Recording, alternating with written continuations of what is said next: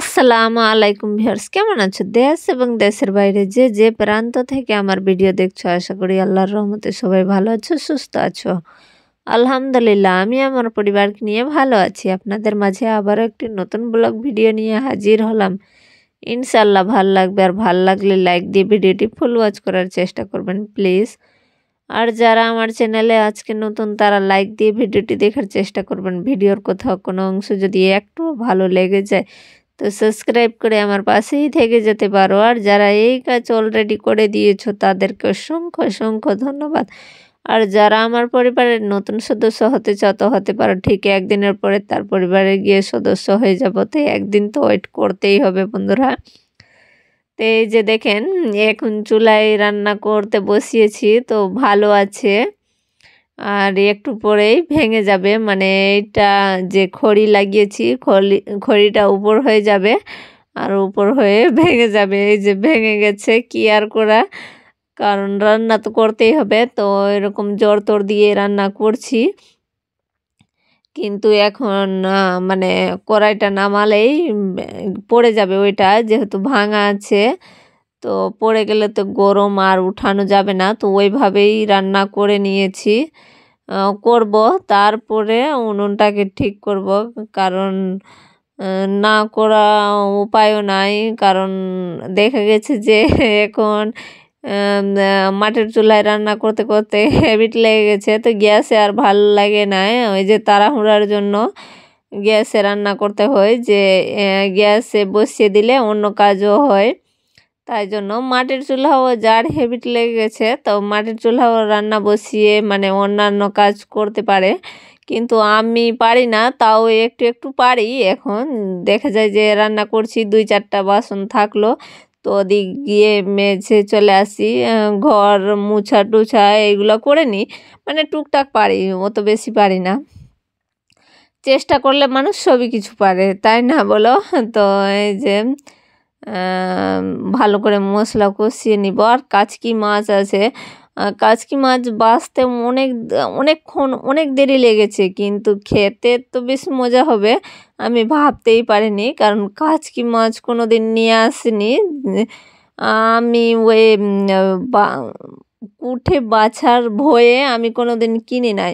আর আজকে বেগুন ছিল একটা, তো আমি বলছি বেগুন আলু টমেটো এইভাবে রান্না করে দিব, আর পটল ভাজা। তো জিগের বাবা বলছে কি কাচকি মাছ বিক্রি হচ্ছে, তো আমি নিয়ে নিচ্ছি এক পোয়া। তো আমি বললাম কি কত ছোট আছে, বলছে ছোট্ট আছে, তো কি করবি, মানে করে নিলে টেস্টটা হবে আর কি বেশি।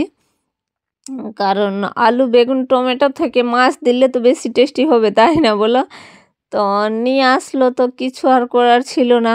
ভালো করে বাছলাম, আর বাছতে অনেক অনেক দেরি লেগে গেল।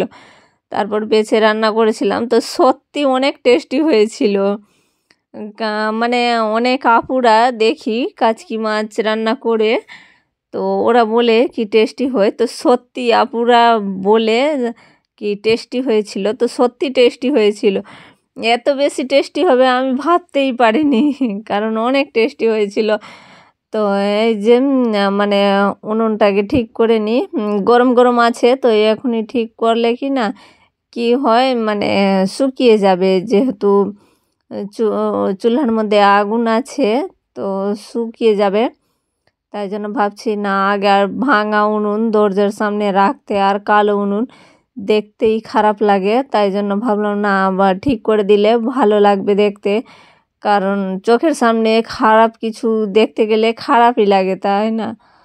তো আগে উনুনটাকে ঠিক করে নিই, তারপরে আর এই যে মাটি আমি নিয়ে আসি নাই, কারণ জিগের আব্বুকে আমি রান্না করতেছিলাম আর ভেঙে গেল। তো জিগের আব্বুকে ফোন করলাম কি মাটি নিয়ে আসো, যে উনুনটা ভেঙে গেছে রান্না করতে করতে। যেহেতু এইগুলা যেসব মাটি দিয়ে উনুন হয় না, কারণ এঁটেল মাটি লাগে, তো এঁটেল মাটি নিয়ে এসেছিলো ওই খুঁড়ে আমাকে। এখানে আছে আমাদের বাড়ির কাছে, কিন্তু যাওয়া আসা, তা আমি ভাবলাম কি হয়তো বাজারে আছে, আর ইট কাটানোর জন্য যারা ফেলেছে মাটি, তো এঁটেল মাটি ফেলে মানে জমিয়ে রাখে। তো আমি ভাবলাম কি কেউ ফেলেছে বাজারের কাছে ইট কাটানোর জন্য মাটি, তো বলে ফেলেছে, তো কেন কি হয়েছে, তো আমি বললাম কি ঠিক আছে পলিথিনে করে মাটি নিয়ে আসবা। তো গাড়িতে পলিথিনে করে 2 পলিথিন ভরে মাটি নিয়ে এসছে, বলছে বস্তা থাকলে 1 বস্তা এনে দিয়ে দিতাম, থাক এইটাতেই হয়ে যাবে। তো এই যে হয়ে গেল আর সুন্দর হয়ে গেল, তাই না বলো? আর কত খারাপ লাগছিল দেখতে আমাকে। জিগারের বাবা দেখে তো বলছে কি চুলাতেই বাড়ি মেরে দিয়েছো নাকি? আমি বললাম না, যেহেতু জায়গা নাই, আমার তো শর্ট জায়গা, দেখতেই পাচ্ছেন কত কষ্ট করে। তো খড়িটা বড় ছিল তাই জন্য উঠে গেল আর হয়ে গেল। তো কিছু যা আমার একটা ড্রেস ছিল আর জিগারের বাবা 2টা ছিল, তো ভাবলাম কি পরিষ্কার করে দিয়ে দিই, কারণ রৌদ্র উঠেছে। আর এদিক দিয়ে ভিডিও আমি ক্যামেরা অন করে এমনি নিচেই তো রেখে দিয়েছি, তাই আমি ভাবছি ভালোই হচ্ছে, তো না ওদিক থেকে ভিডিও ভালো আসছিল না, আবার এদিকে করলাম তো ঠিকই আসছে।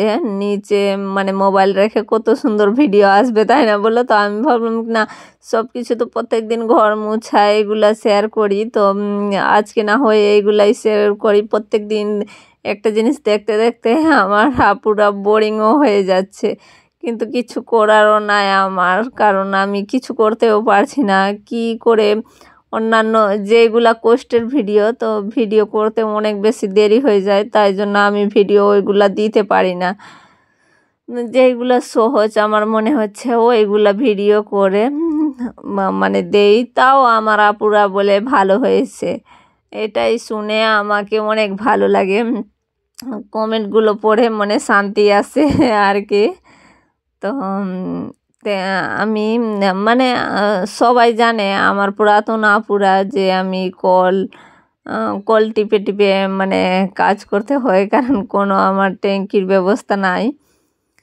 তো এই যে একটা আমার জামা ছিল আর 2-3, যেহেতু জিগার নাই না ঘরে তো নাই, ওদের ওরা থাকলে বেশি জামা কাপড় পরিষ্কার করতে হয়, ওরা নাই তো আমাদের জামা কাপড় বেশি হয় না বলতে কি জিগারের বাবা জমিয়ে থাকে, আমার তো কোনো জামা কাপড় জমিয়ে থাকে না, আমি সব সময় পরিষ্কার করে দিই। কারণ তো এই যে আগে রোদ্রে দিয়ে দিব, কারণ শুকিয়ে যাবে। তারপরে গোসল সেরে এসছি, তো এই যে জিগার বাবাও চলে এসছে নামাজ পড়ে, তো ভাত খেতে বসছে। তো কিছু কাচকি মাছ মশলা দিয়ে ভেজে উঠিয়েছিলাম, আর বেগুন দিয়ে এইটা মশলা দিয়ে ভেজে উঠিয়েছি, আর বেগুন দিয়ে ঝোল করেছি, আর পটল ভাজা। তো ওইটা যে কষিয়ে মাংসের মতো রেখেছি, অনেক টেস্টি হয়েছিল। তারপরে বিকালবেলা চাল ভাজা নিয়ে আসলো, মানে টক টক খেতে মজাই লাগছিল। তো ভিডিওর শেষ পর্যায়ে চলে এসেছি, আপনারা ভালো থাকুন, সুস্থ থাকবেন, আল্লাহ হাফিজ।